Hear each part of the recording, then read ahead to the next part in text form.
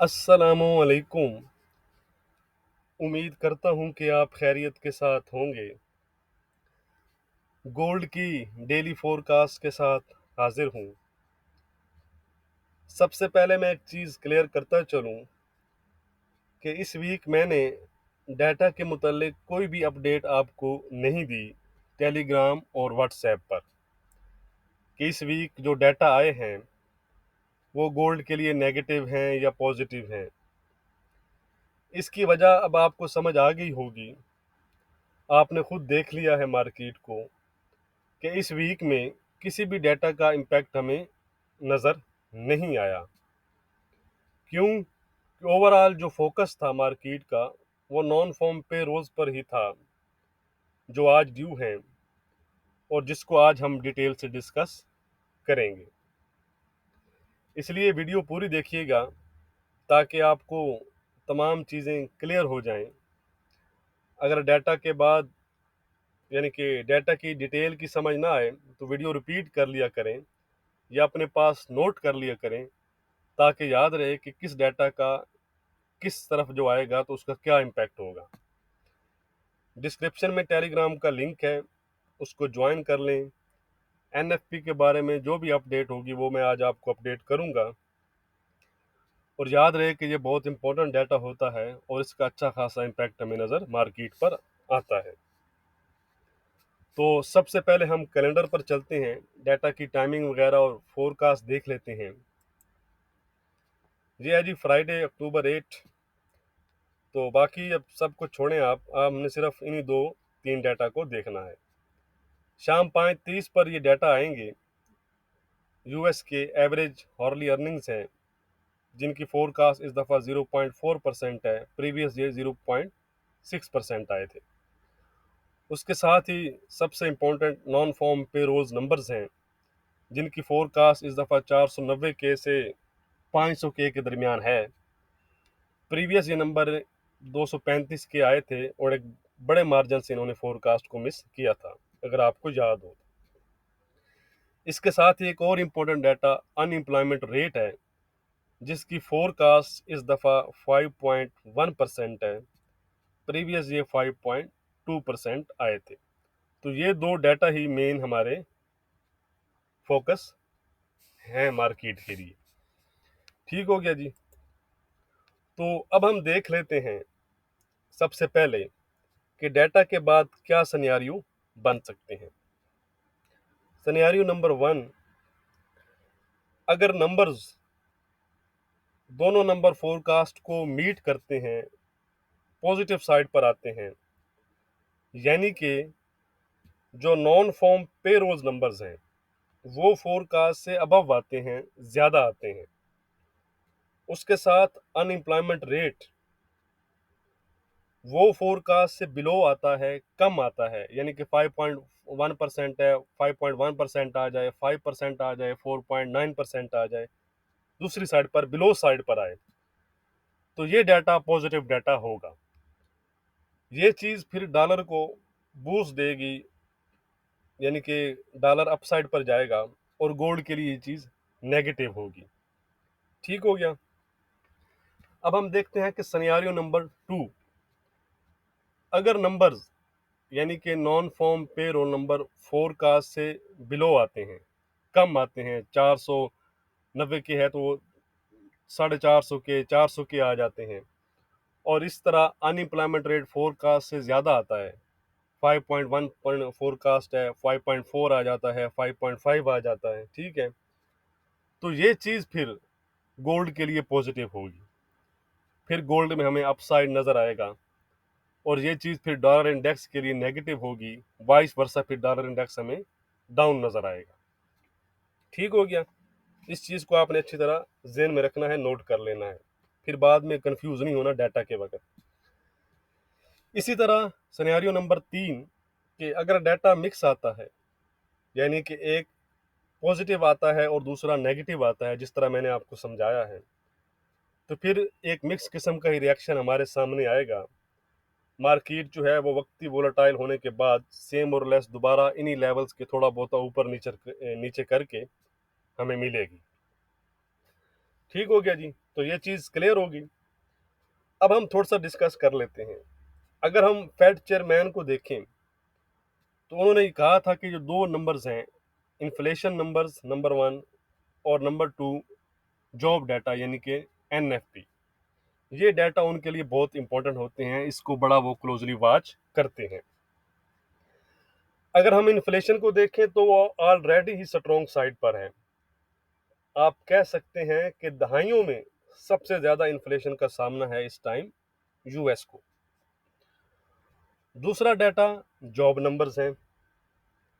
Last meeting जो सितंबर में हुई थी उसमें उन्होंने कहा था, फेड चेयरमैन पावल ने, अगर आपको याद हो, कि लास्ट मंथ जो वीक नंबर्स आए थे, जिन्होंने काफ़ी फोरकास्ट को बीट किया था बड़े मार्जिन से, उसके बावजूद उन्होंने कहा था कि जो जॉब नंबर्स की एवरेज है, अगर हम एवरेज के लिहाज से देखें तो वो अच्छे साइड पर हैं, स्ट्रॉन्ग साइड पर हैं।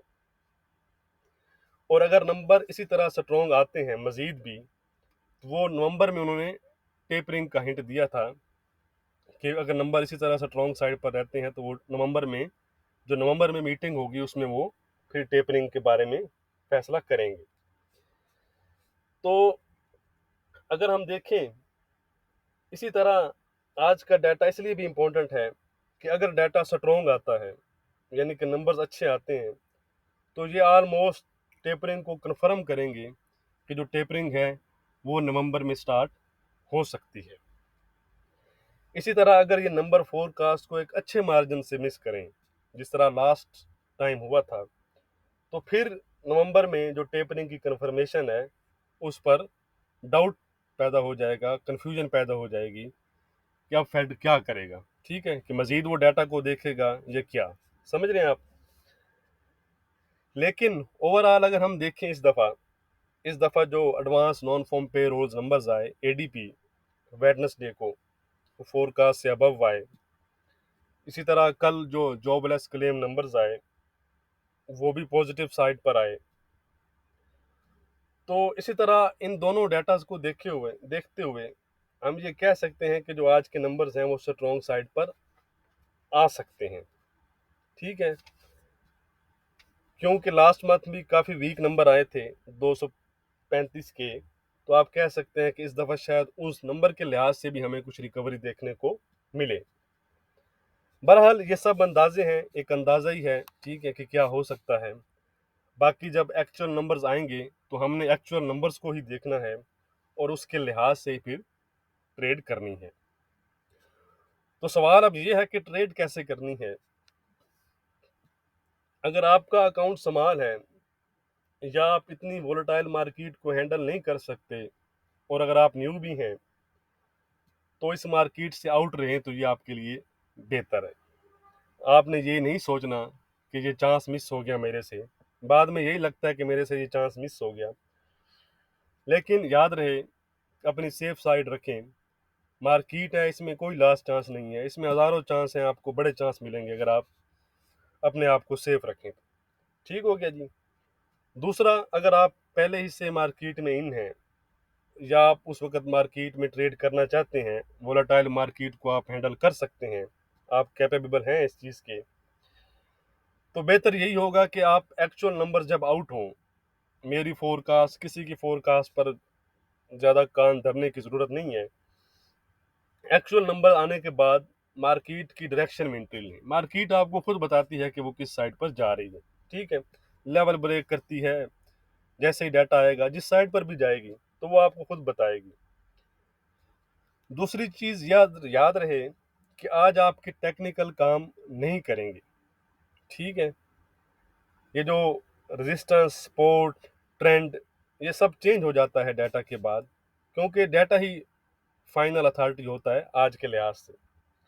हाँ, मेजर जो जो मेजर अगर आप समझते हैं और जानते हैं तो जो मेजर रेजिस्टेंस और सपोर्ट्स होती हैं वो फाइट करती हैं, इसमें कोई शक नहीं।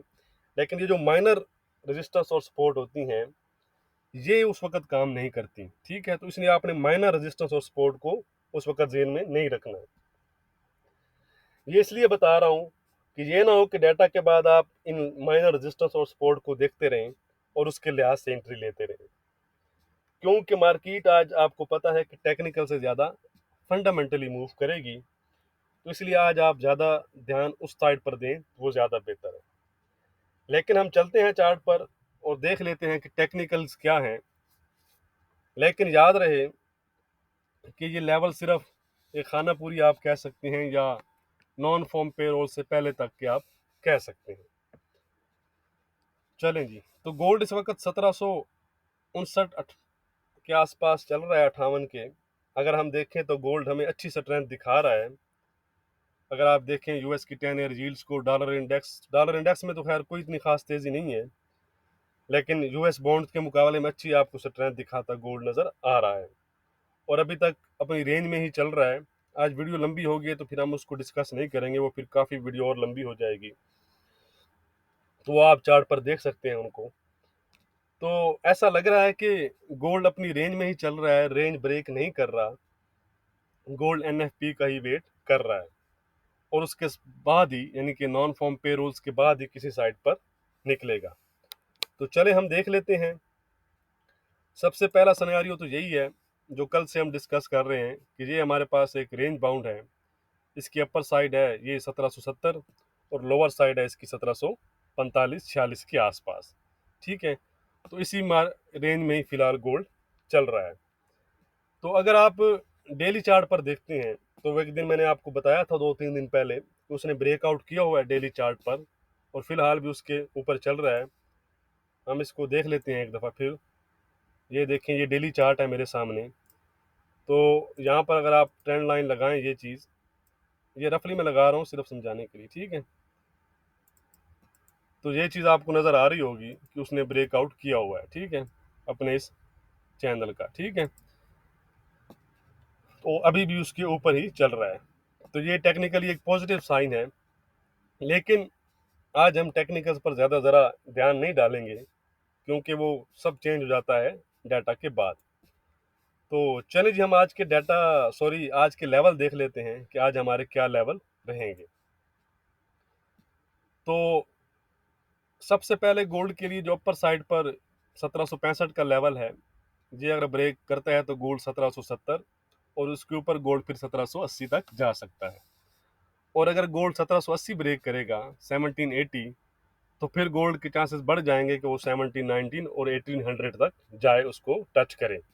ठीक हो गया जी, यानी कि 70-80 एक अच्छा लेवल होगा। इसके ऊपर अगर हमें डेली क्लोज मिल जाए तो फिर तो कंफर्मेशन होगी कि तकरीबन गोल्ड फिर 1800 तक जाएगा। दूसरी साइड पर एक ये जोन है डाउन साइड पर 1748 से 45 के दरमियान। इसको अगर गोल्ड ब्रेक करता है तो गोल्ड 1738-40, ये वाला लेवल।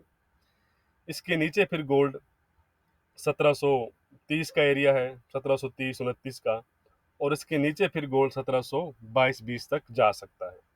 याद रहे कि इसके नीचे अगर गोल्ड निकला, ये जो 1722 से 20 का एरिया है, तो गोल्ड 1700 और 1680 तक भी जा सकता है। ठीक हो गया जी। तो हम देख लेते हैं कि आज हमारी क्या रेजिस्टेंस और सपोर्ट रहेगी। वो मैं आपको लिख कर बता देता हूँ कि हमारे आज क्या लेवल रहेंगे। बाकी डिस्क्रिप्शन ज़रूर चेक कर लिया करें, डिस्क्रिप्शन में तमाम लेवल लिखे होते हैं। शॉर्ट टर्म जो शॉर्ट टाइम फ्रेम होते हैं उसमें आप उसको यूज़ कर सकते हैं। बाकी अभी तक अगर आपने वीडियो लाइक नहीं की तो प्लीज़ यार वीडियो ज़रूर लाइक किया कर दें। लाइक करने में क्या इशू है, लाइक करना एक किस्म की हौसला अफजाई होती है, तो लाइक ज़रूर कर दिया करें। आज की रेजिस्टेंस हमारी वही है जी, 1770, 17 ये जो इसकी अपर रेंज है। दूसरी साइड पर जो हमारी सपोर्ट है वो इसकी रेंज बाउंड की लोअर रेंज है 1745। ठीक है जी, ये चीज़। तो ट्रेंड जो है इसका रेंज बाउंड ही है फिलहाल। बाकी आपको पता है कि मार्केट ही फैसला करेगी, यानी कि जो एनएफपी है वही फैसला करेगी अब गोल्ड का नेक्स्ट मूव का। तो बाकी बेस्ट ऑफ लक। मैं उम्मीद करता हूँ कि आज सब प्रॉफिट में निकलें। बहुत शुक्रिया, थैंक यू।